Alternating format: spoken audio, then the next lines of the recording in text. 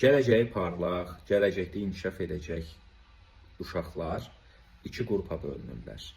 Bunlardan birincisi, bütün ailələrin istədikləri övlad tipidir. Məktəbi yaxşı oxuyur, universitetə girir, universiteti yaxşı oxuyur, universiteti bitirəndən sonra normal bir iş tapır, ortalama bir maaş alır, daha sonrasında bir neçə il keçdikdən sonra əksərən 25 yaşlarda falan evlənir, uşağı dünyaya gəlir və hər şey öz axarında gedir. Standart, yaxşı uşaq modeli. Digər qrup uşaqlar da var ki, onların öz həyatları ilə bağlı fərqli istəkləri olur və onlar bir növ valideynləri üçün hər dəfə yeni icad çıxardan uşaqlar olurlar. Valideynlər onlara deyir ki, bəsdir də, qutar da, sən hər dəfə yeni bir şeylə bizim üstümüzə gəlirsən. Bu uşaqların birazcık belə demək doğrudursa, can sıxıcı tərəfləri olur.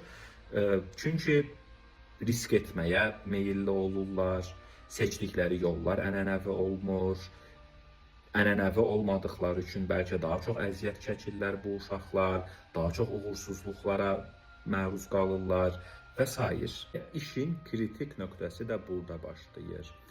Əgər bu uşaqlara dəstək olunarsa, bu uşaqların yanında olunarsa və bu uşaqların xəyalları görməzdən gəlinməzsə, küçümsənməzsə, bu uşaqlar çox böyük yerlərə gəlirlər həyatda, çox yaxşı işlər bacarırlar və sonradan bir vaxtlar başlarına bəla olduqları ailənin qurtarıcısına çevrilirlər. Əks halda, yəni bu uşaqlar dəstəkdən və şərtsiz sevgidən məhrum qaldıqda özlərini heç bir yerə aid hiss eləməyən yetişkinlərə çevrilirlər. Bəlkə yenə uğurlu olurlar. Bəlkə yenə də həyatda nələrsə bacarırlar. Amma daha çətin və daha az.